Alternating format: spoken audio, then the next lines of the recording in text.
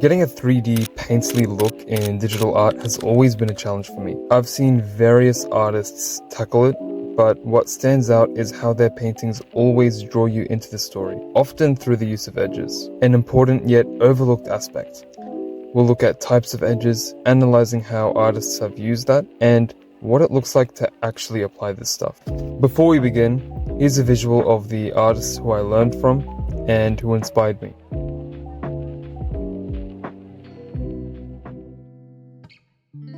Edges are important for creating visual interest. Without them, there's really no focal point and the painting just looks like a mess. There really isn't a rigid rule for this. It's pretty common for artists to break the rules and use a mix of edges to achieve their desired effect. The key here with these edges is to observe the form fading progressively until the boundaries between values and colors blend seamlessly. And here are the 4 types of edges. You'll see a gradual transition between these types. So starting with hard edges, unsurprisingly, there's a hard boundary between values. Then, with firm edges, a hard boundary is still present, but with just a bit of softening on either side. A soft edge turns that up a notch, with more blending present on either side. But you can still see a delineation between the 2 values. Finally, lost edges blend values without any clear delineation, creating a smooth gradient. Because edges exist on a spectrum though, many of them in paintings are blends of 2 different types, like hard and firm edges, firm and soft edges, or soft and lost edges. Sometimes you want to guide your viewer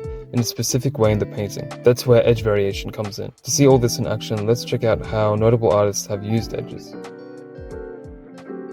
Starting here, probably one of the most prominent examples of this technique. We can observe the intentional variation in edge treatment to create visual points of interest and subtly guide the viewer's attention. In the eye area specifically, we notice sharper, crisper edges emphasized by strong value contrast. Meanwhile, areas of lesser visual importance are blended into the same value group with softer, scratchy, or even lost edges. This shows how you can literally do whatever you want with edges. And I reckon this can be seen more clearly when taking a look at this painting.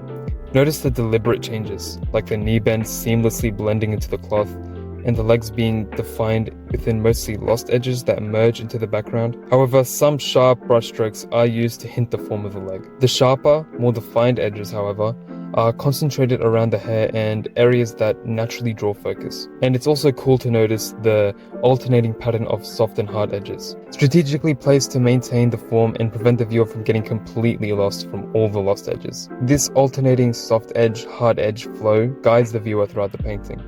And another key point is to note how areas that blend together effortlessly tend to be similar in value. Typically, shadows are soft-edged and melt into one another, while the light source introduces harder edges, adding variation and establishing the focal point. In this painting here, the soft edges and lost edges create a muddled appearance with uniform values. But as we shift to another area, while still part of the background, there's more edge definition and contrast in value, which helps clarify hierarchy within the painting. And then the main visual elements seem to be more sharply defined with more value contrast. I'll wrap up my personal observations with some of these paintings. What stands out here the most in these paintings is the way edges are varied based on the characters and their clothing, and the material difference of the 2, creating a nice visual contrast. Areas in shadow are often barely defined, like the side of the angels' faces here. But to avoid the image from becoming too mottled, sharp edges are used where the light strikes, like the highlights on the hair,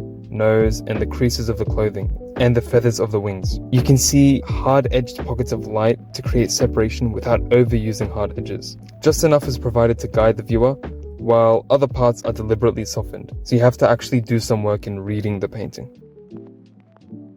So how did I fare with trying to apply all this stuff that I observed with my own art, you may be asking? Well, with these 2 paintings, I tried to keep in mind some of the tricks I learned about edge variation creating flow, and I also wanted to make the shadowed areas more lost and create some cool flowing effects with it. In this painting, you can see how the areas in shadow appear softer and more lost, with some parts blending into the dark background. In contrast, the side facing the light, the dress, the pot, and the face stand out with hard defined edges. I aim to create material contrast here as well. The pot, being metal, has a more textured surface with sharper edges, while the softer material of the dress shows some edge variation. And with this painting, I started with a softer brush, and tried to gradually introduce a hard round brush in areas where I needed to define the form to add detail. I found out that early on here, it's all about sculpting the form and locking in those essential hard edges so you can get that cool edge variation, but maintain as much softness as possible.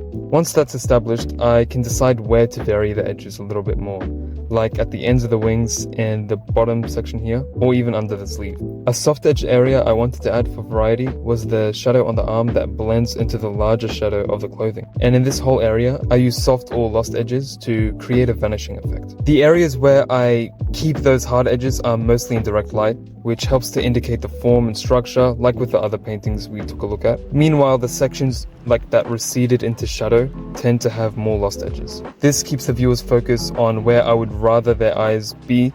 I reckon this approach works well to keep the viewer's focus on the brighter highlighted sections that are sharper in focus. That's pretty much it for what I've learned from edges. I hope this was helpful. Thanks for watching.